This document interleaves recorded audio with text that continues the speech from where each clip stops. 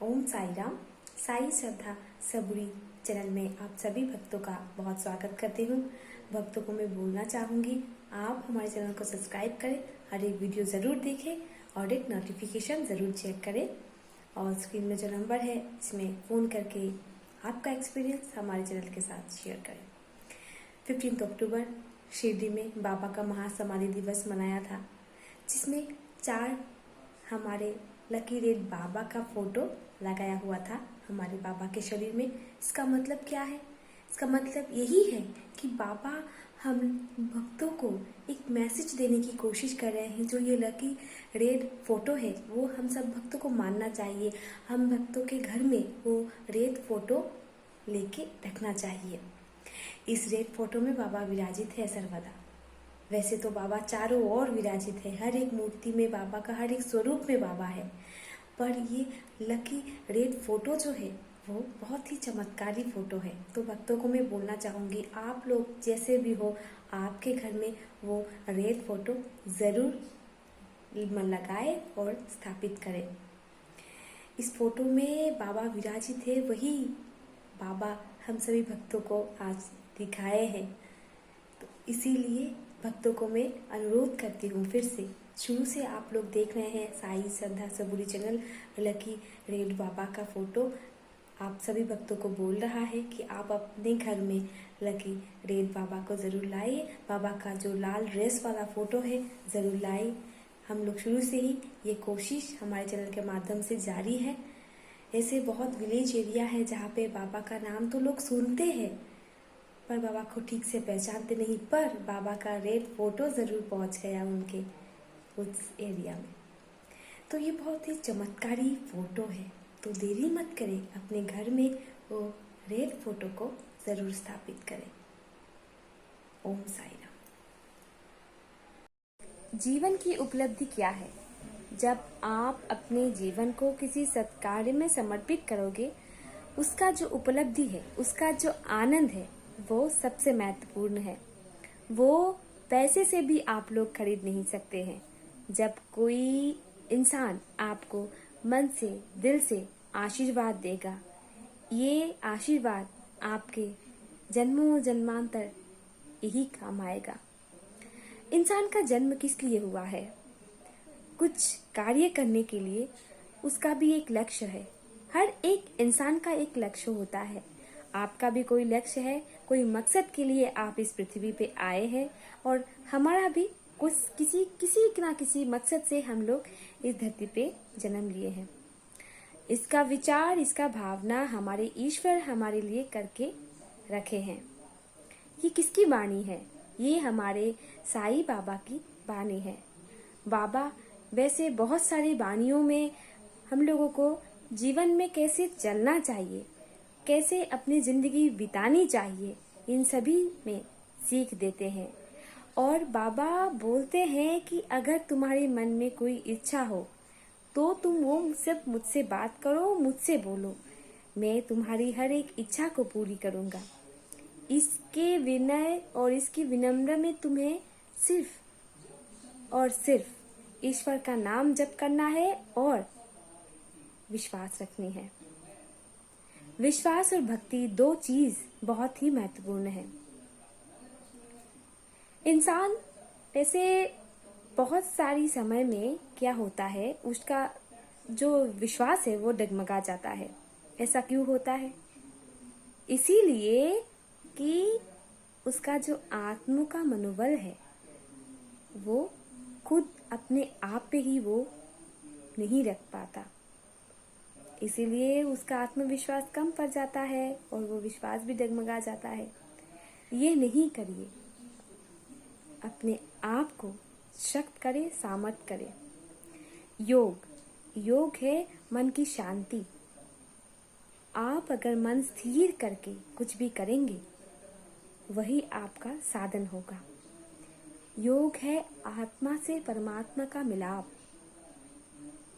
इसीलिए वही सबसे अच्छा मार्ग है मन को शांत करने का, मन को स्थिर रखने का, ताकि आपका दिमाग स्वस्थ रहे और आप अच्छे अच्छे सकारात्मक चीजें सोच सके।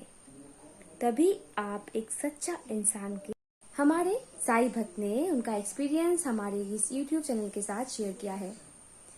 मैं उन सभी भक्तों को बोलना चाहती हूँ जो इस वक्त मेरी बात को सुन रहे हैं और मुझे स्क्रीन पे देख रहे हैं। आप उनका एक्सपीरियंस ज़रूर सुनिए और हर एक वीडियो को, हर एक नोटिफिकेशन ज़रूर चेक करें, ताकि आपके जो बहुत सारे आपने नहीं देखे हैं वीडियोस, बहुत सारी जो चीज़ें हैं आपको नहीं पता, वह सभी चीज़ें आपको मालूम चल जाएगी। जिसके लिए आपको चैनल को सब्सक्राइब करना है और बेल आइकन को दबा के और सब्सक्राइब करके अपने मोबाइल पे रखना है, ताकि हर एक नोटिफिकेशन आपके फ़ोन पे जाए और आप हर एक वीडियो को देख सके। और अपना जो अमूल्य कमेंट है वो भी हमारे कमेंट बॉक्स में कमेंट करके ज़रूर बताएं। ओम साई राम, जय साई राम।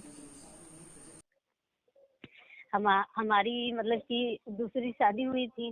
पहली शादी हुई थी तो 12 साल उसके साथ मतलब ससुराल में थे, ठीक से नहीं रह पाते थे, तो मतलब तो उसके मतलब दो बच्चे भी हो गए सौतन के, है ना। हेलो।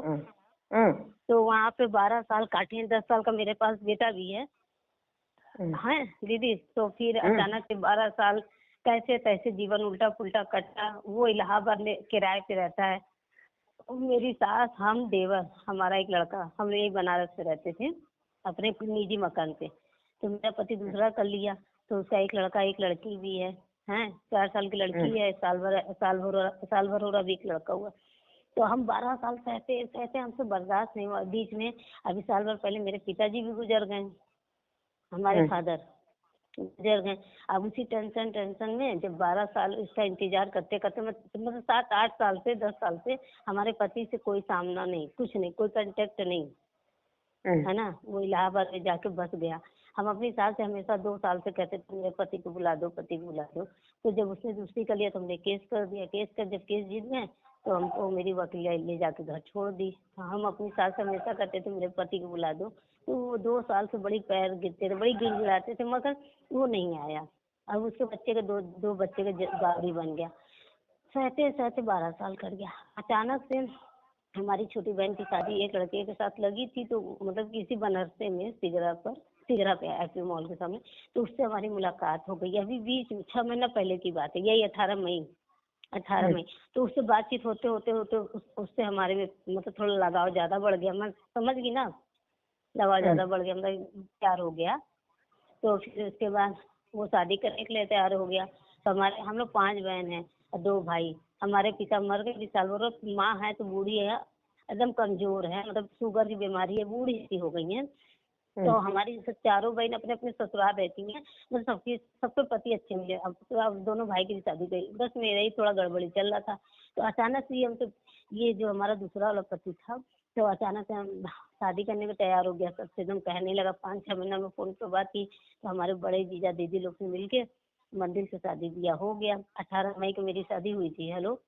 18 मई की शादी जब देखा हमने कि शादी के बाद गए तो इसका जो है रंग रूप बदल गया।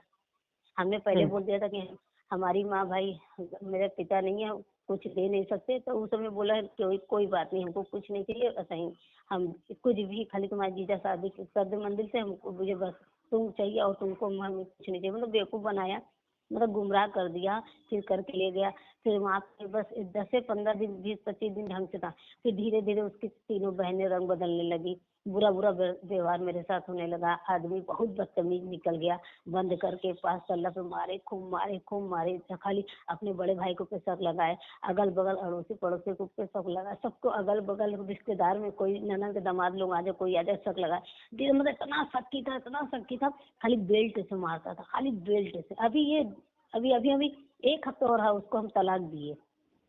अभी 1 हफ्ता और गणेश चौथ वाले दिन मेरे बड़े जीजा, तब वहाँ के लोग 5-6 महीना से मारा था। जब बड़े जेठ को भी इल्जाम लगाने लगा, खुद के जब उसके घर की मैटर फंसा तो 5-6 महीना से कोई हम अपने नैहर वाले से इसलिए नहीं बता रहे कि भाई हम अपनी मर्जी से शादी दूसरा की। अब अपने घर वाले को कुछ बताते, सब कहीं जैसे की वैसे भोगो, तो हम नहीं बताते थे। 5-6 महीने से हम सब सहे रहे थे, हर अत्याचार सहे रहे थे। लेकिन अचानक से इतना ज्यादा मार दिया था, पूरा बेल्ट से पूरा शरीर खराब कर दिया था, चेहरा एकदम खराब हो गया था।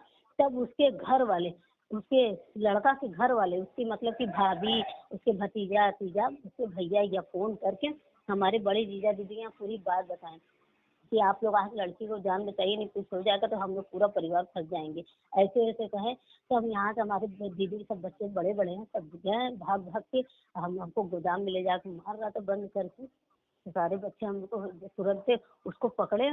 हम सब बोले मौसी कौन, मौसी कैसे ये चोट है, कैसे चोट, पूरा चेहरे पे बेल्ट का निशान काला, एकदम काला पड़ा था। तो हम भी कहे हाँ बेटा यही 5-6 महीना से मार रहा है, हर लोगों पे सब करता है ये वो। तुरंत से मेरे दोनों बच्चे मार पीट के वहाँ, मार पीट के दोनों बच्चे जाकर उसको जेल में डलवा दिए। फिर उसके बाद जेल में डलवाने के बाद हमारे जीजा सब लिखा पढ़ी करा के तुरंत ये कहा कि हफ्ते के अंदर में वकील खोजे, वकील करा के फिर हम लोग तलाक ले लिए उससे, समझी दीदी। और ये करिश्मा हमारे साथ कैसे हुआ। हम उसी घर में जब रहते थे 5-6 महीना तक अत्याचार सह रहते, तो उनकी जो जेठानी है तो वो साईं बाबा को पूजा करती थी, है ना। तो उनको भी कोई बताया, उनको भी कोई अनुभव बताया था कि तुम्हारा पति नौकरी नहीं करता, तुम्हारे बच्चे को कुछ प्रॉब्लम, बाबा सिर हो गया था उसके बच्चे को, कुछ प्रॉब्लम बहुत ज्यादा बढ़ गया था, इतना ज्यादा कि उसको कोई बताया कि इतना पैसा तुम दवाई में बर्बाद करती हो, तो वही साईं बाबा को पूजा करो, व्रत रहो, उनका वो ध्यान लगाओ, और उनका पूजा पाठ क्या करो, उद्यापन क्या करो, हर कुछ मतलब उसको समझाया गया।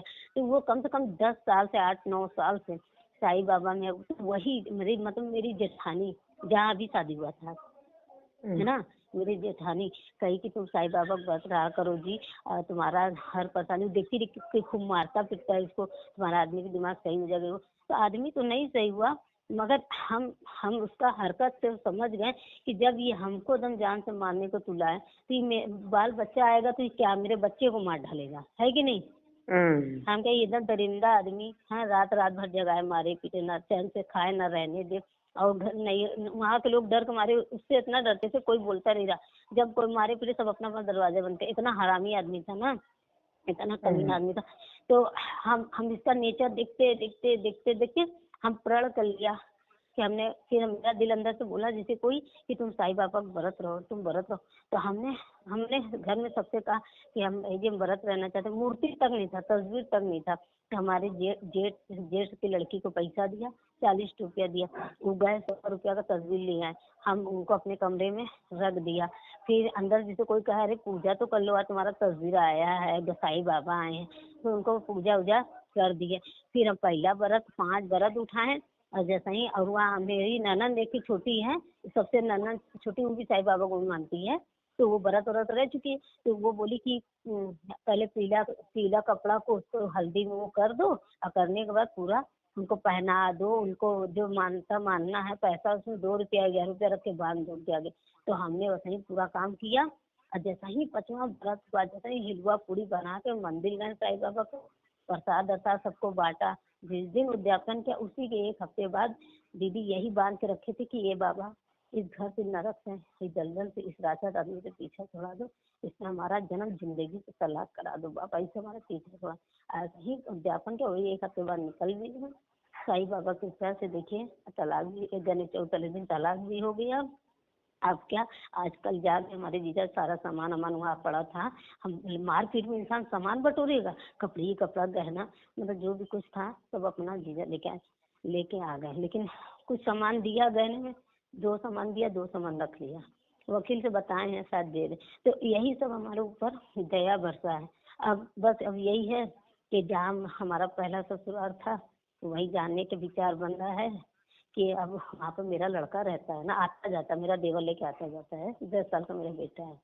यही बाबा से सोच रहे हैं 11 व्रत उठाएं, मन में बनाए हैं, उठाएं, और हल्दी और वो चंदन और कपड़ा मंगा लिए हैं। बस वही आज आपका प्रोग्राम देख रहे थे तो हमने सोचा चलिए दीदी से कुछ हम भी